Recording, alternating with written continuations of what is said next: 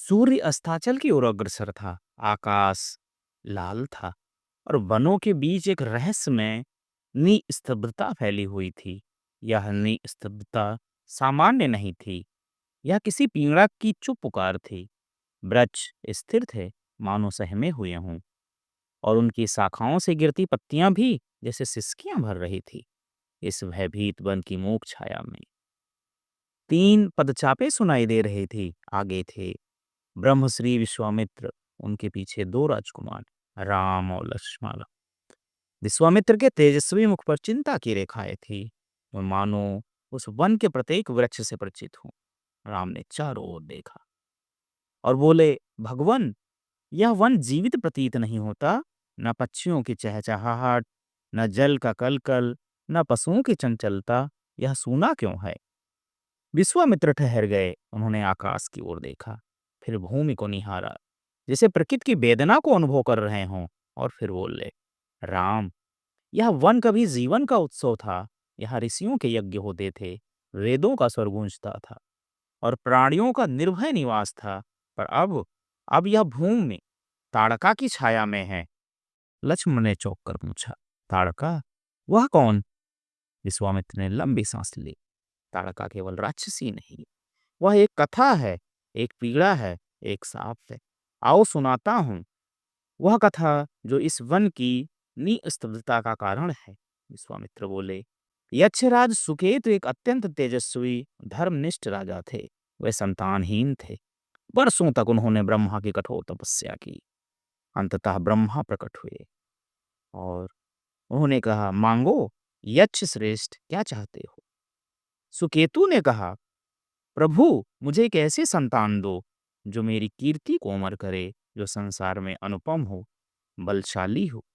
ब्रह्मा मुस्कुराए, तुझे पुत्री प्राप्त होगी, पर ऐसी जो बल, सौंदर्य और तेज में पुत्रों को भी लज्जित कर दे। कुछ काल बाद ताड़का का जन्म हुआ।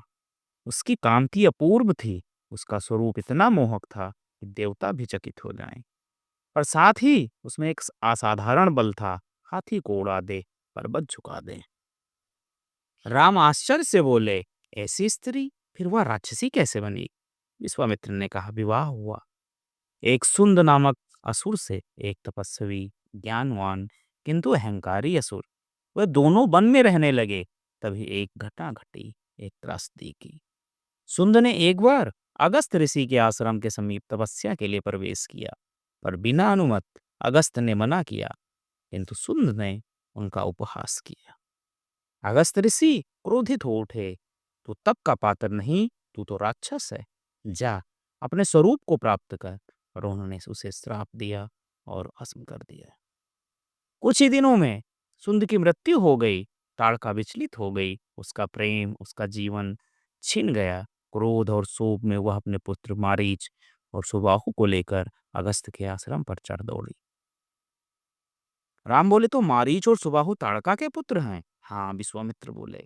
उसने वन में विनाश मचाया, ऋषियों की यज्ञशालाएं जला दी, तप को रौंद डाला। अगस्त ऋषि ने तीनों को श्राप दिया, जाओ, तुम सब राक्षस का रूप धारण करो। हिंसा और अधर्म तुम्हारा पथ होगा। जब धर्म की पुनर्स्थापना का समय आएगा, तब तुम्हारा उद्धार होगा।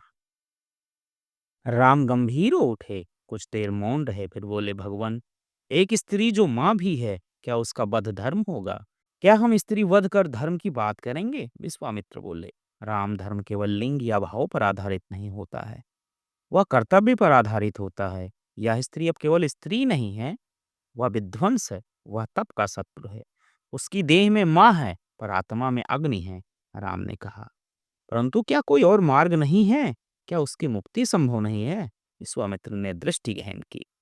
धर्म के लिए कभी कभी करुणा को पी जाना पड़ता है। मोह धर्म की राह का कांटा है।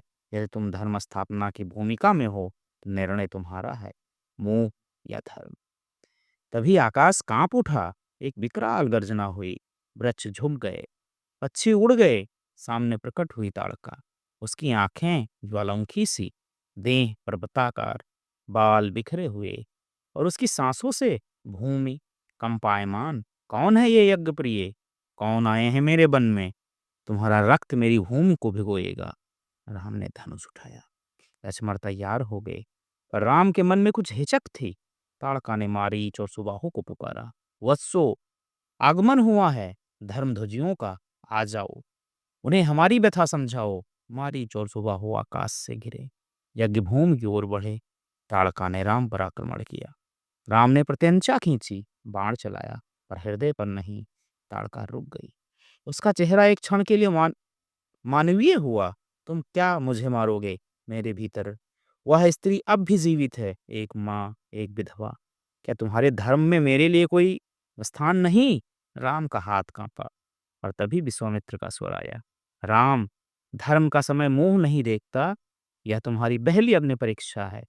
राम ने नेत्र बूंदे, मन में ज्वार उठा, करुणा और कर्तव्य का। फिर एक तीक्ष्ण बाण चला।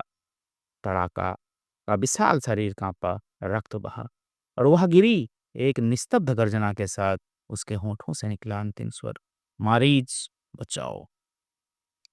वन मौन था, पर भयभीत नहीं। पक्षी लौट आए, पत्तियां हिलने लगी, नदी का कलरव फिर से सुनाई देने लगा। विश्वामित्र राम के पास आए। उनके नेत्रों में गर्व और करुणा दोनों थे। राम, तुमने धर्म को चुना, और तुम्हारे हाथ में करुणा कांपती रही। यही तुम्हें मर्यादा पुरुषोत्तम बनाएगा। तुम्हारी युद्ध बाहरी नहीं, आंतरिक भी है। तुम दोनों में विजय पा रहे हो। राम ने ताड़का की ओर देखा। वह विकराल नहीं, शांत लग रही थी, मानो साप से मुक्ति मिली हो। शायद वह फिर एक माँ हो सके, राम ने धीमे से कहा। विश्वामित्र बोले, हमें चलना चाहिए। अब यज्ञ भूमि सुरक्षित है, किंतु तुम्हारे भीतर की भूमि भी अब कुछ परिवर्तित हुई है।